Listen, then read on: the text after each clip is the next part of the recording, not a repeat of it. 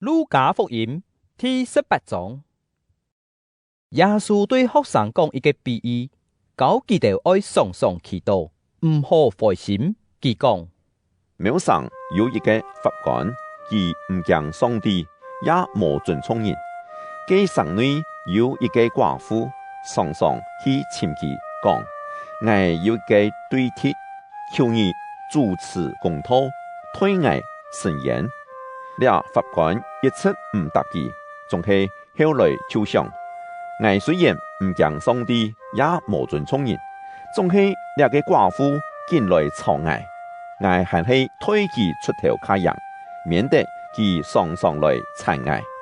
主继续讲：俩不义嘅法官所讲嘅话，你都听看呢。上帝嘅选民亦也对佢祈求，佢敢会唔推佢哋伸冤吗？佢敢会原定唔答佢哋吗？我老你都讲，佢一定会亲脚推佢哋伸冤。问题系人子来嘅事，在世间敢寻得到安样嘅信心吗？耶稣又说另外一个比喻，来教训佢哋确信自家系义人，又看强迫杀嘅人。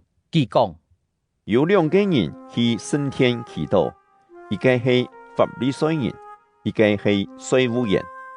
嘅法利赛人额头起顶，祈祷讲：上帝啊，我感谢你，因为我无像骗人安样贪污、不义、淫乱，也无像掠夺税官。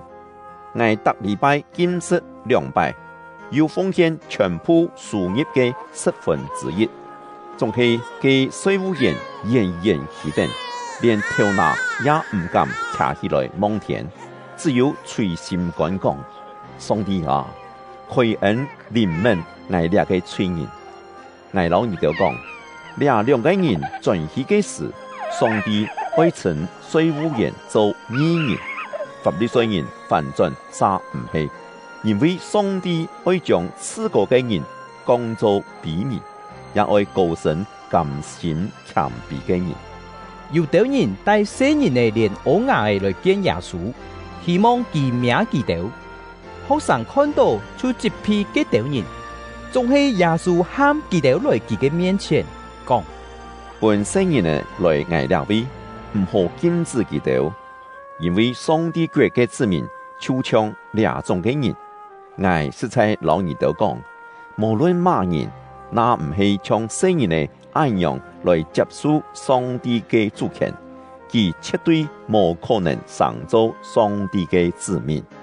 有一個猶太人嘅領袖來請教耶穌，講：梁山嘅先生，我要做乜該章做得神書認人嘅生命啊？耶穌問佢講：你樣辦喊我做梁山嘅呢？上帝以外，冇再有梁山嘅。你哋嗰條誡命，做唔得犯奸淫，做唔得刺人，做唔得偷拿，做唔得做假見證，愛孝敬也愛。嗰人應講：呢條誡命我全部從細就已經遵守了。耶穌聽到呢句話，就對佢講：你還欠一樣，去賣你所有嘅產業，將錢分分窮苦人，你就會有財產。積存在天堂，然後你來聽我。嗰人聽到呢句話，就真傷心，因為佢真有錢。耶穌看到佢安樣，就講：有錢人愛做上帝國嘅子民，實在真難哦。有錢人愛做上帝國嘅子民，比駱駝穿過陣皮還較難。聽到呢句話嘅人就問講：安樣？萬人有可能得救呢？耶穌講：在人無可能嘅事，在上帝都能。這時彼得講：你看，我哋已經表達自家所有嘅來聽你。耶穌對佢哋講：我實在老二哋講，為到上帝嘅國來表達自家嘅房屋、補養、兄弟、也愛，也係子女嘅人。一天會在今世得到加千多倍，在來生也會得到永遠嘅生命。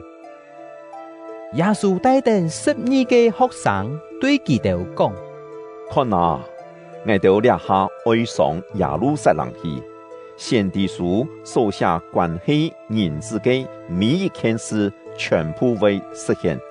佢為本人交在外邦人嘅手中，佢哋會滅殺佢、侮辱佢、批佢後難，還會鞭打佢、殺害佢，總係第3日佢會復活。學生對這條事情全無了解，因為這教訓嘅意思係蘊藏定嘅，所以耶穌所講嘅話，佢哋也聽唔實。耶穌來到全耶利哥嘅所在，有一個盲目嘅人坐在路上討食，佢聽到一大群人經過，就問係乜嘅事情。有人老佢講：係拿撒勒嘅耶穌對了位經過。佢就喊講：大衛嘅子孫耶穌啊，可憐啊！行在耶穌頭前嘅人接批佢，喊佢唔好吵，仲係佢喊卡大聲喊講：大衛嘅子孫啊，可憐啊！